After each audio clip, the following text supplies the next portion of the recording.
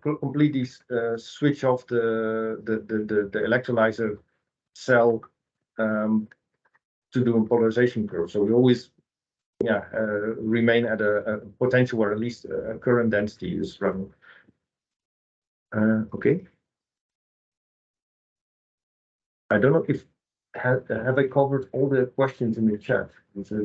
Someone says, please do read the 2 questions above. Yeah.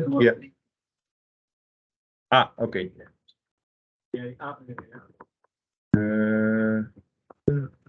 Let's see.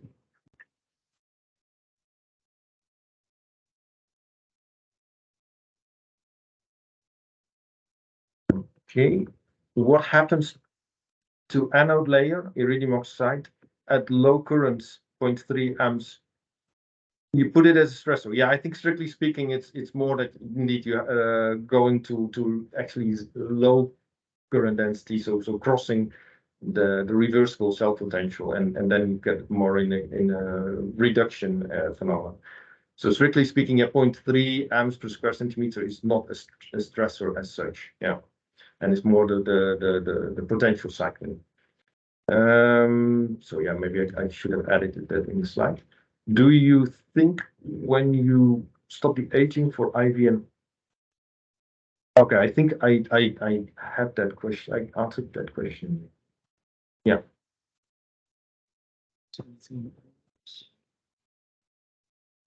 Critical remedy.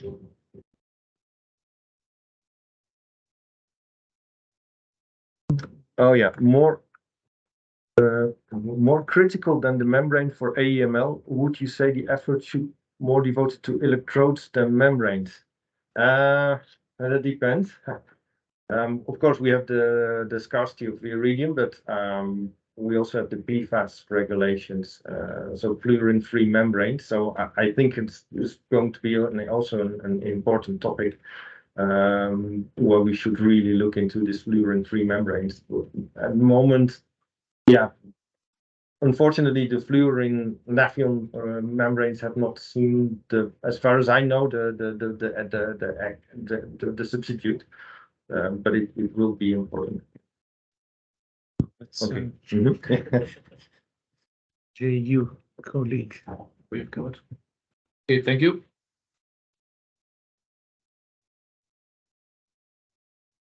Perfect. We covered the questions. So can I load your presentation? Yes, the questions. Same presentation with this.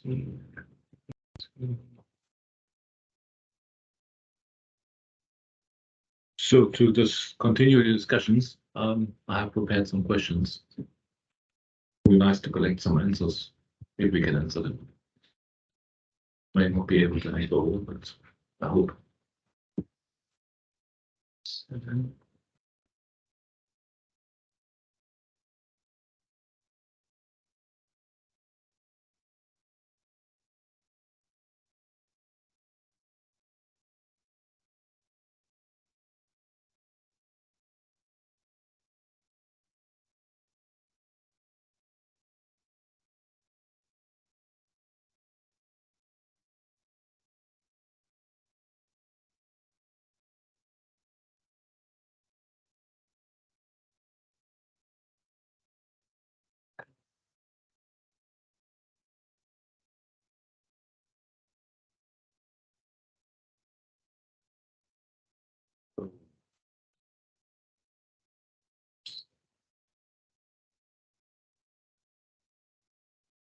Do you want to relate to you?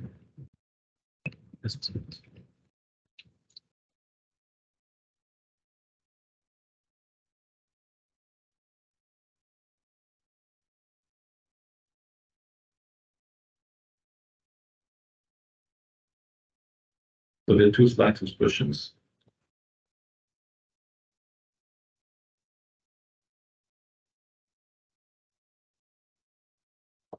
So we can read them. You see? So can the MEA test methodologies, including AST protocols, developed and applied in projects be readily transferred to water electrolyzer stacks used in systems for real-world applications? And if not, what has to change?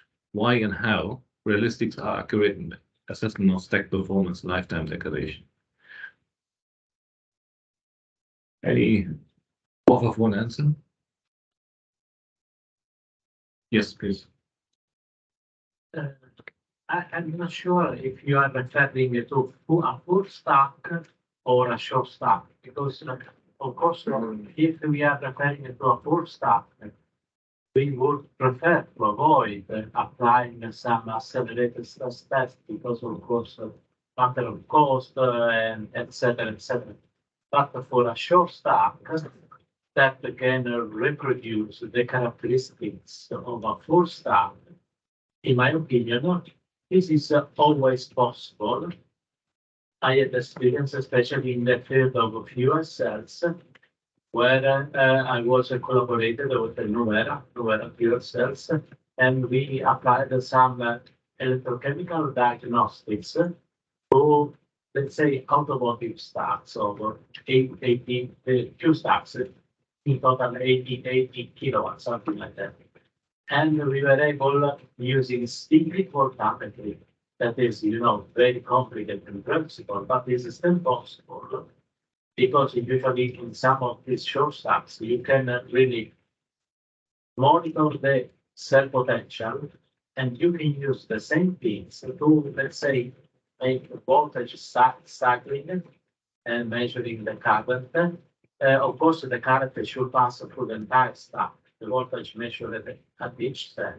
But this is always possible using proper instrumentation, like potential stack, galvanic stack, equipped with a current booster. Current booster of 1 ampere, or 100 ampere, sorry, not 1 ampere, 100 ampere, is always necessary in those conditions. But there are also other instrumentation like Camry, I don't know if you know this, where you modulate the input voltage or input power. You can modulate, and you can get also extremely high currents, let's say 100 of amperes. You can get the AC impedance plots, and by modulating the input power or the input voltage and measuring the oscillation or the alternate current. So using proper instrumentation, it is always possible using electrochemical diagnostics, applying some accelerators, test, and of course, without electrochemical diagnostics, it is difficult to interpret the data. You need to combine stressors and diagnostics. And this is always possible using proper instrumentation, but preferable for short stacks that reproduce the characteristics of large stack. Otherwise, a full stack that is considered a sacrificial stack is very, very, difficult, I think, and difficult to implement in terms of cost and for a variety of reasons. This is my personal opinion. Short stacks as well as short stack as well as short stacks, but resemble bigger stacks. I mean, in terms of area-wise, large area stacks. Yes. This I mean. Exactly. I mean, there can be a few number of cells, but still large areas. Exactly. So, The answer to this question would be no, partially. I speak for our experience. We were working with 1.5 megawatt electrolyzer for hydrogens in Tampa. It's all on. It's on, yeah. We developed a lot of protocols in the lab, and we wanted to apply to the system in no possible. So mainly because the big system has other safety requirements that, for example, you can operate low current density, you cannot jump from partial to full low very quickly, have to wait 30 seconds. So somehow we managed to measure. I give you another example. The system is optimized for cost. So the cooling is very different compared to what we have in test station. So when we wanted to make a polarization curve, for example, using DRC, the polarization curve bends because it's heat. The stack is generating a lot of heat that you cannot keep a constant temperature. So that's why my answer is no, or it's very difficult. It's hard. Some protocols might be applied, like for example, how to monitor state of health, but some others you just can't. That would be a between both. Although you are referring a full stack. Full stack. But of course, if you have a short stack, it is always possible. It's easier. Yeah. Easier, and of course you need good equipment because of course the total current is lower. extremely high, and yeah. The deal is that stacks used in WE systems. So you were really thinking on the stacks used in commercial systems, right? No in prototype. Yeah, commercial, short stacks, but really big normal size stacks, say, not a smaller, very small, but the number of cells reduced, yes, to the cost, but best is to the same size area. Okay. Second question. Sorry, Sebastian. One answer. For the voltage regulation, I think like the short stack large scale can be very relevant to see what these degradation effects. Not one cell, of course, but multiple cells. And if you have like single cell monitoring, you can look at the different cells. So then it's relatively informative. But for other things like maybe it's the degradation of the electrodes, that's okay. But for gas quality, etc., I think it's much more difficult to predict those. Then I would do other stress tests instead of load cycling. I would just do like a full shutdown and restart like a pressure cycle and do these like. And I don't know if there are also pressure cycle protocols for the lifetime prediction, because these are also quite critical for the functioning of the full stack, I would say. For the moment, we have no pressure. It's mentioned that stressor is a differential pressure. Yeah, applied. yeah, or just Different.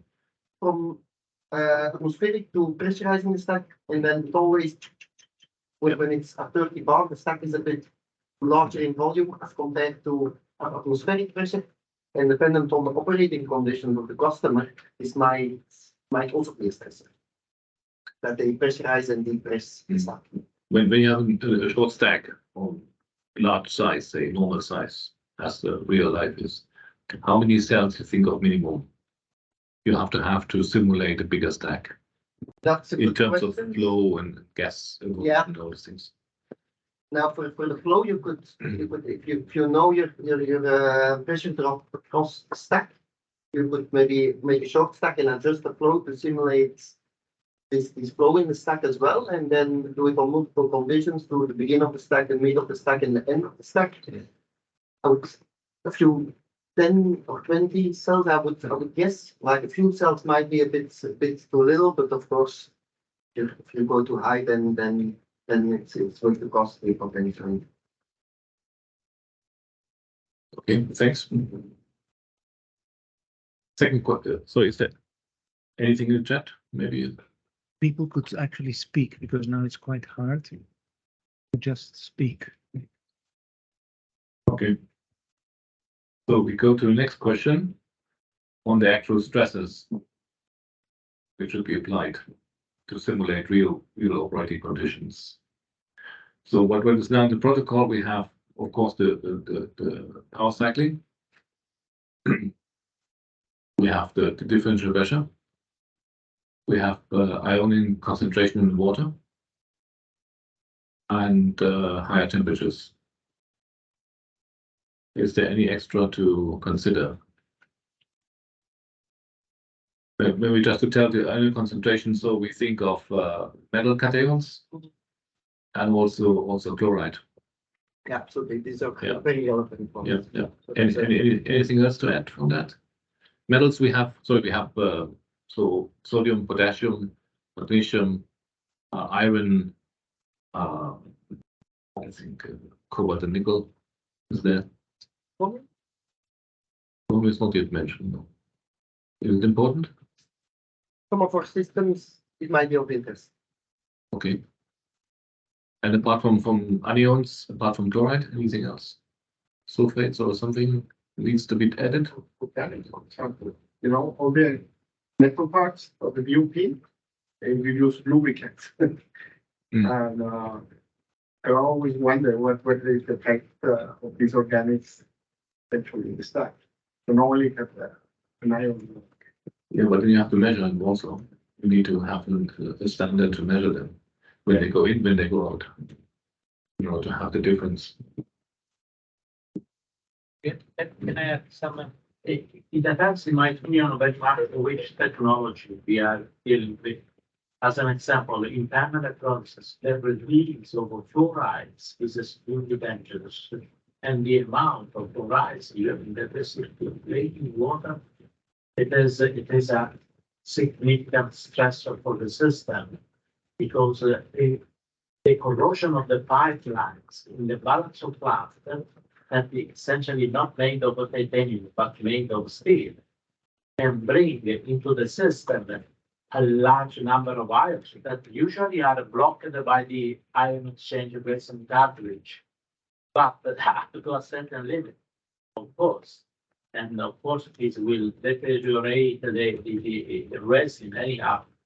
But the release of fluorides, this should be measured.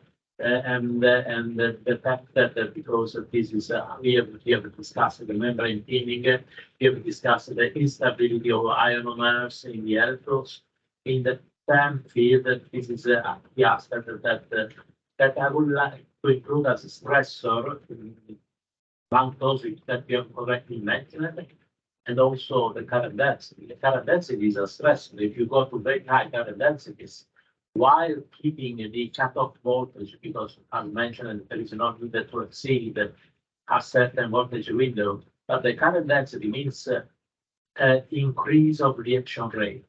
Increase of reaction rate means a stress for the catalyst, a stress for the membrane, especially when you have a low catalyst load. In one of let's say, not very recent paper, we have found a relationship between the operating current density, the catalyst loading, and the degradation rate. If we increase the current density, of course, we have an increase of degradation rate.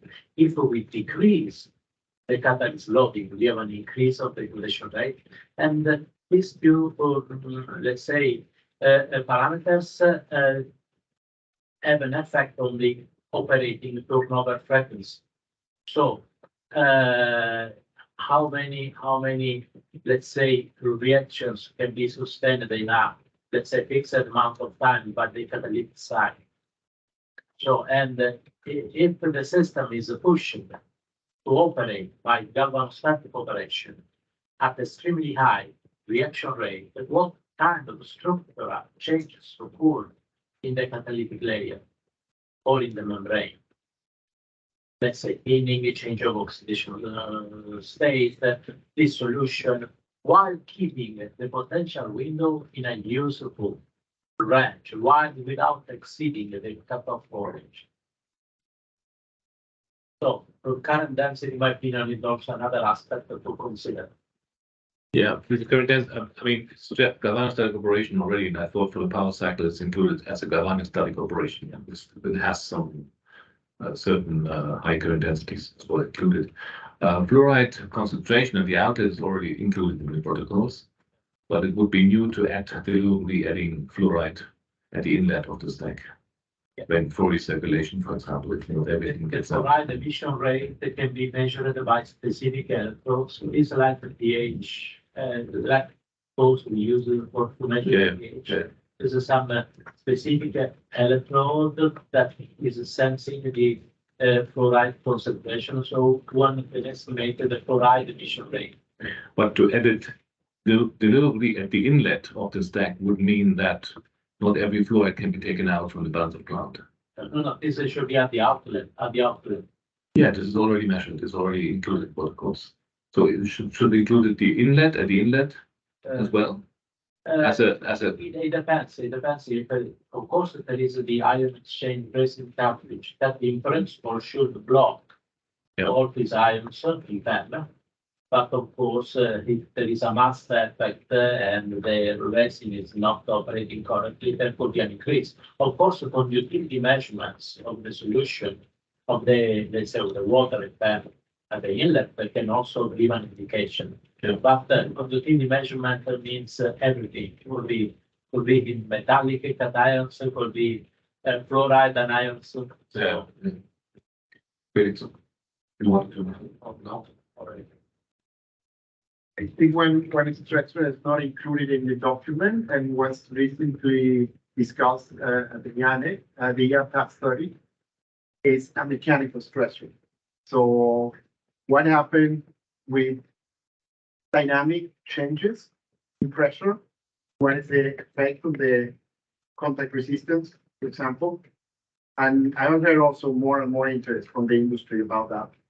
So what is the effect of changing the pressure from longer, many times going from 30 to 10 bar, something like that, and then analyze what happened to the interfaces, what happened to the contact resistance, I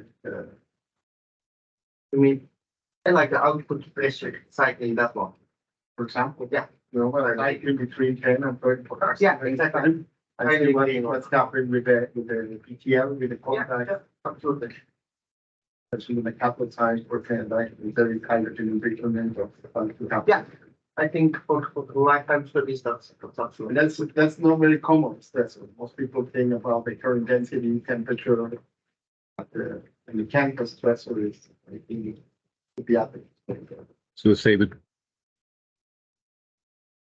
between maybe switch off.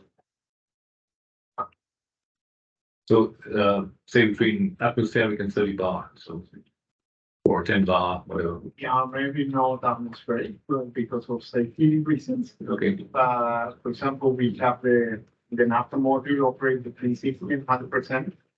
So maybe in this range of stuff. At the 30 bar, your stack has a different volume than when you just ship it.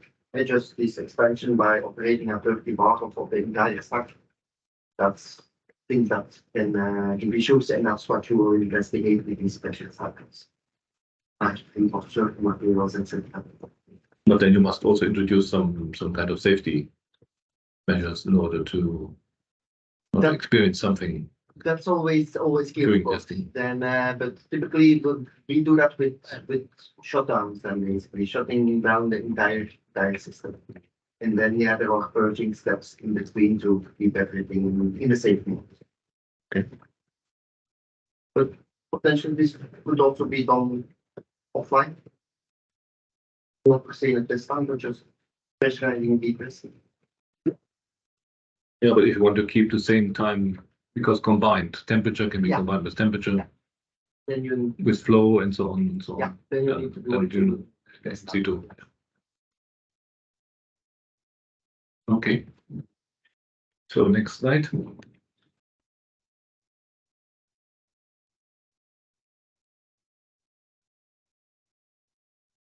Right, the protocol should be basically used by academia industry alike. That is the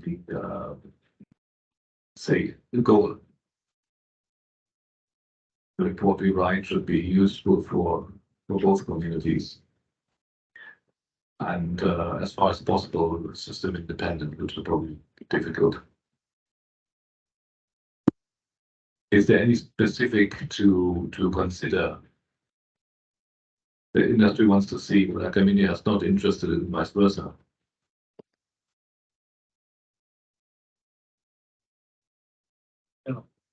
The previous example by Sebastian and Aldo is a very, let's say, matching this question because pressure cycling is usually not much used by the academia because, of course, we look much more to the electrochemical characteristics. But of course, for the real life use for the day-to-day operation, of course, it is extremely important.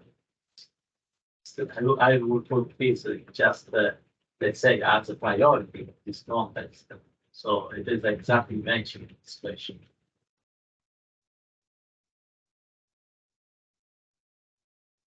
I would think that the pressure stressor is more related to the start-stop operation of an electrolyzer rather than the dynamic operation.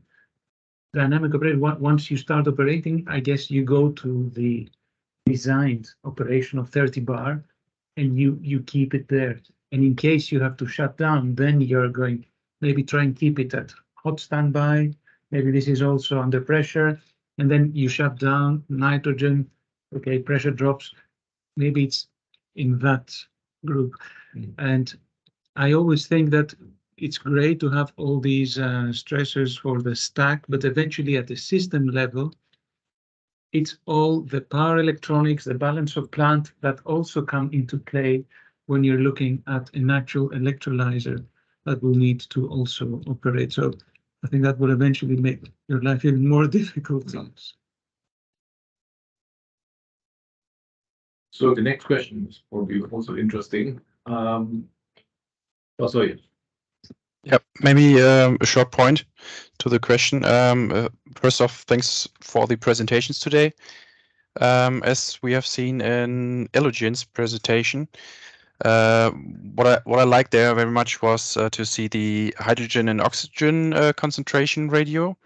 So at end of life and beginning of life. So I think it's yeah, it would be also good to test that in academia more to have a reference then for industry as a additional factor measurement in the end. I know it's not always easy to do, but yeah, would be beneficial to have that on top. Yeah, we haven't included the measurement of hydrogen, oxygen, and oxygen, hydrogen, but we have not as a kind of KPI instead of used for as a KPI to evolve over time. I think so, yeah. Yeah. Yes, this is a major issue, especially if your stack is operated for production of pressurized hydrogen. The thing is that, as discussed this morning, there are different types of recombiners or techniques that can be used to prevent or to keep crossover under control. And this is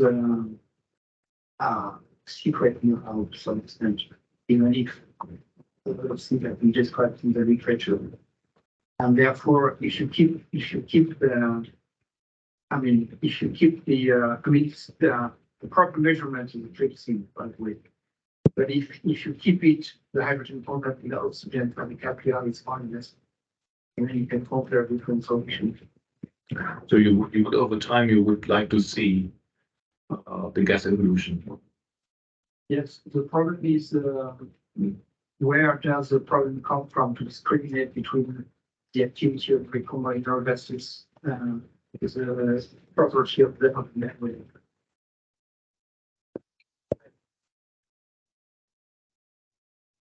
Yeah, it is really an important aspect. However, to deconvolute the amount of hydrogen that is, let's say, crossing the membrane and recombining with oxygen into water, it is always used for measuring the Faraday efficiency. That means that you can measure the hydrogen content in the oxygen, but also the hydrogen produced at the cathode under differential pressure operation.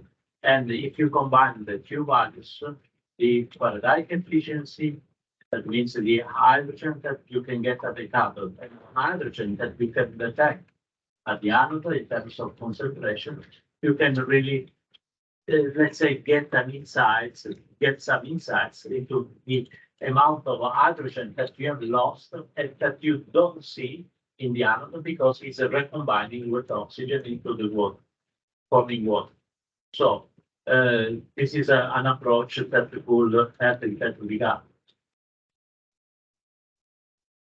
One question.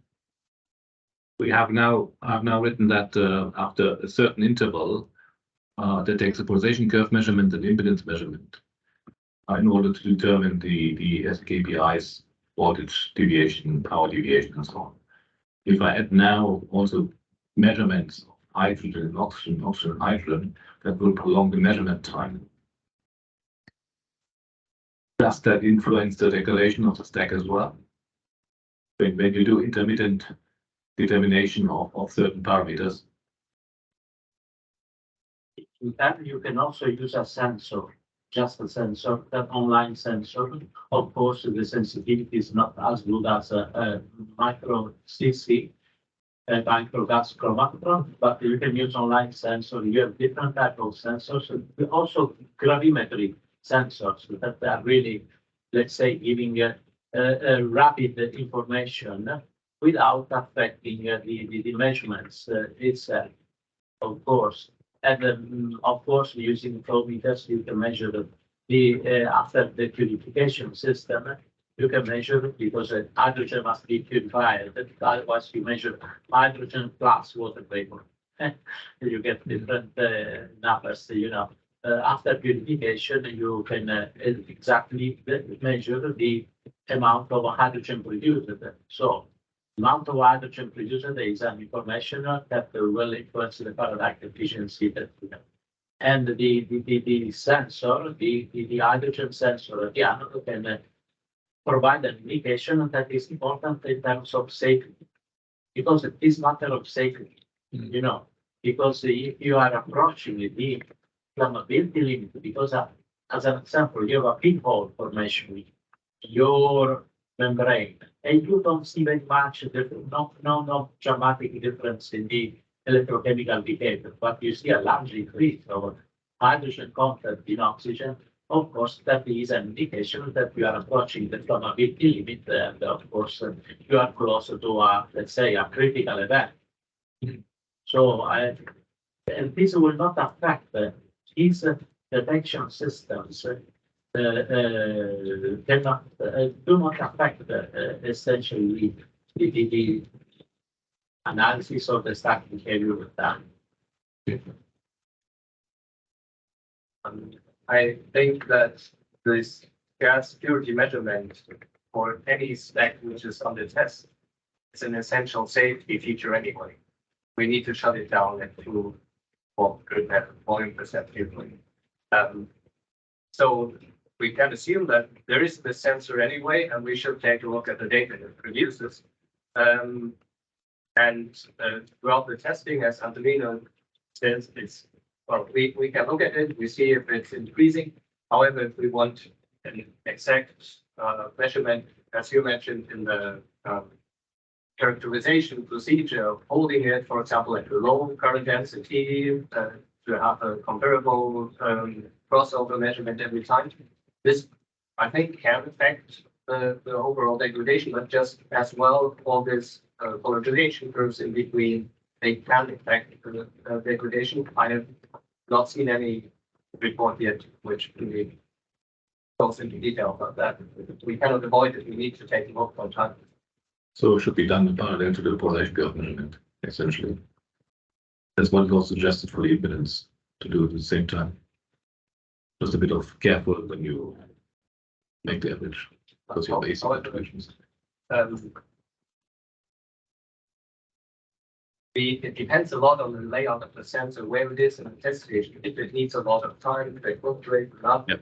We have seen very nice designs where it gets the gas right at the exit of the stack. Then it's very quick. If you put it in a gas separator, it is very slow. So it depends on the setup of the test station.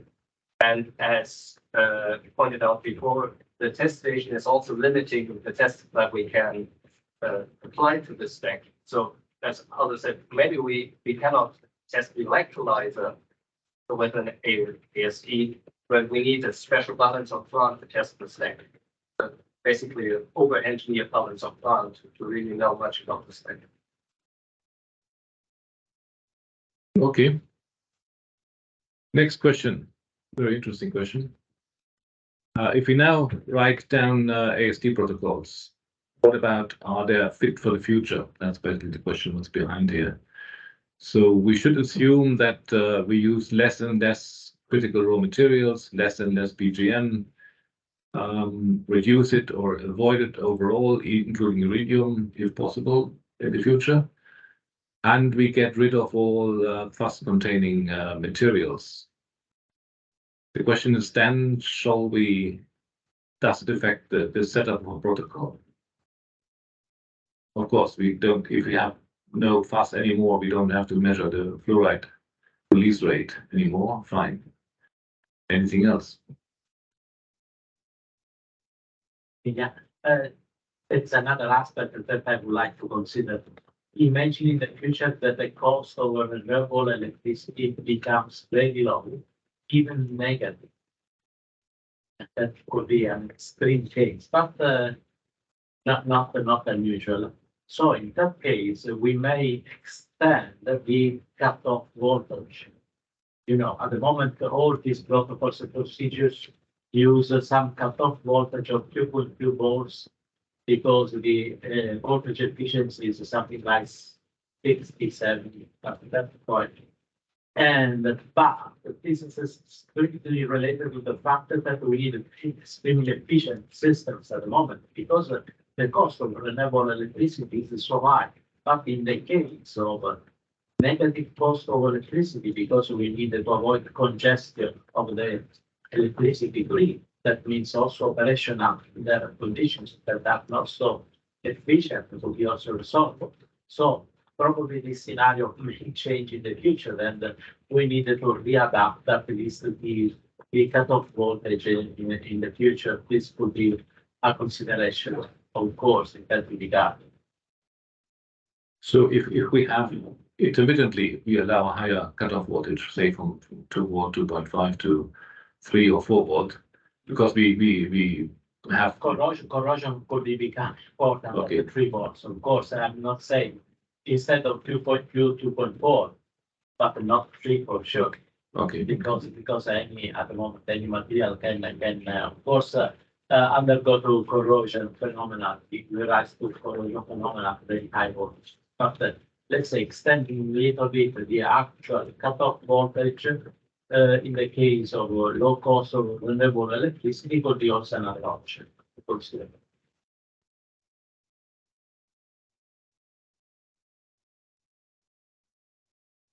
Yes. I would like to mention that with all these different combinations of materials and spec designs, which we have already, even on the single cell level, we see that different stressors are of very different importance for depending on the exact configuration that we have in the test. So I believe that with these challenges that you mentioned, this will be different again, but it's not so much stressors for the AST that needs to change. It's just different parts of the AST will be more or less important. So I guess we can use them still, even if we have different cells. Okay. The last question goes a bit to what Pierre has remarked in the morning on the data. So I think that we always need to run ALT as well when we have ASTs, just for a kind of comparison. Other views?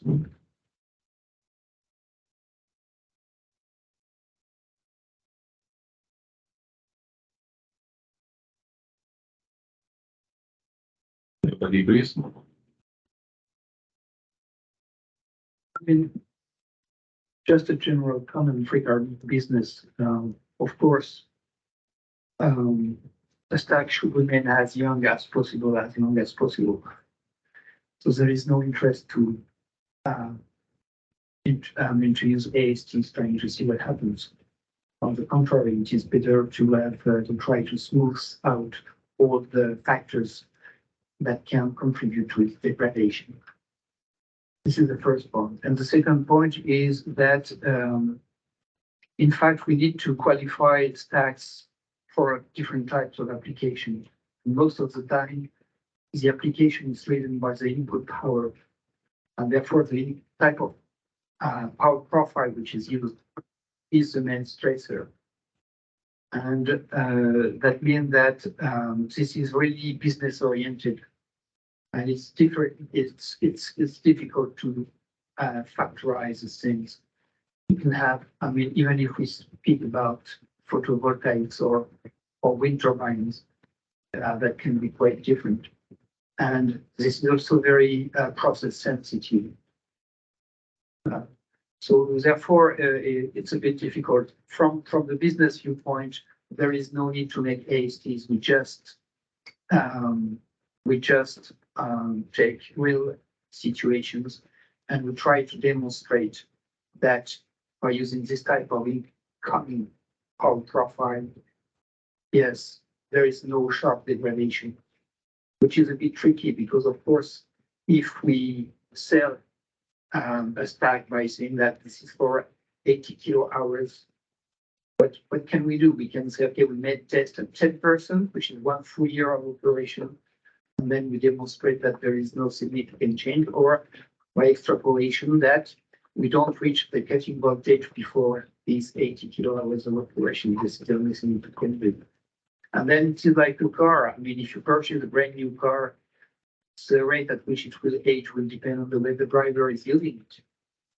And this is another issue regarding the fact that when a system is sold, you don't know what the customer is going to do with it.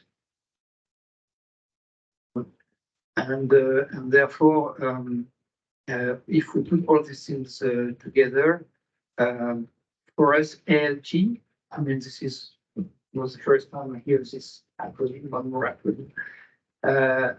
This is reality, yes.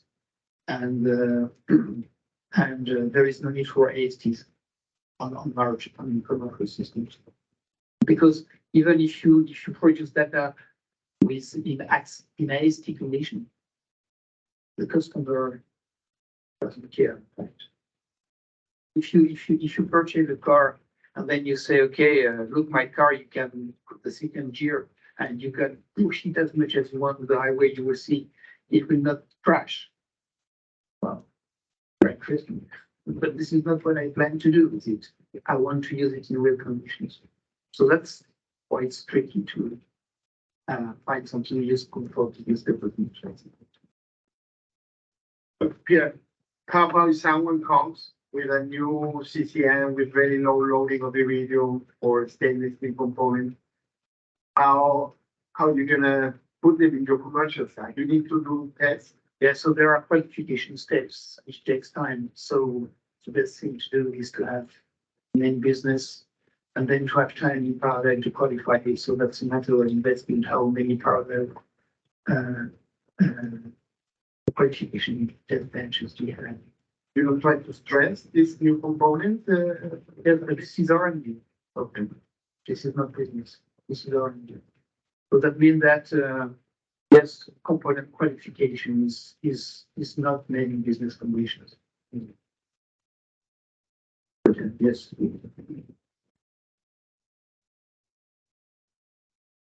Yeah, absolutely good point of yeah. I think with the ALTs, you go to height above certain thresholds, it becomes absolutely less relevant. So if you do it, I would stay in somehow a relevant range that you don't go over a certain threshold in an event that will never occur, let's say. And for the AST, it's correct what he says. It's not how it's operated in the field, but it's the best what we can do for learn in a short time. Okay. I do have the impression that the terms ALT and AST are not yet the same all over, or used in the same sense all over the community. And yeah, just mentioned ALT is maybe not so common yet today, I think.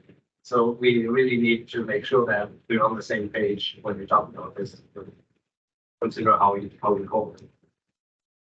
This might be an important part of the guidelines.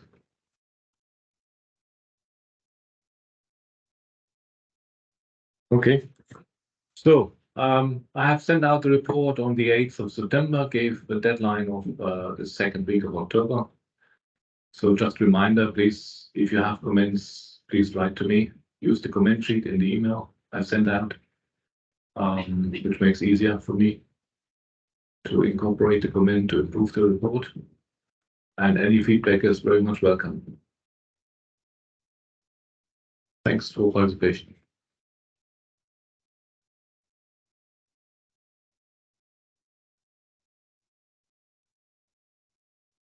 So yes, thank you very much, Thomas, for all the work you've been doing all these years on the protocols and standardizing them.